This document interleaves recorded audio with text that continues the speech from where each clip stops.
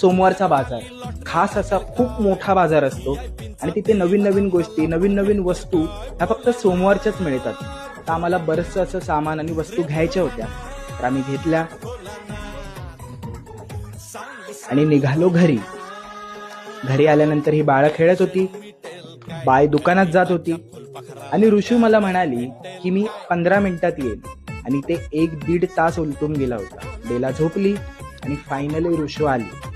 हा आहे माझा भाचा वेद म्हणजे चिकू आणि ही आहे ती ऋषू म्हणजेच माई.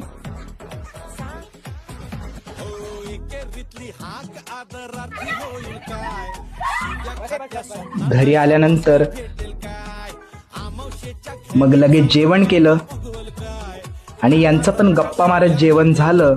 मग मला एक राऊंड मारायचा होता म्हणून आम्ही एक असा राऊंड मारला. चला आता भेटूया पुढच्या ब्लॉगमध्ये.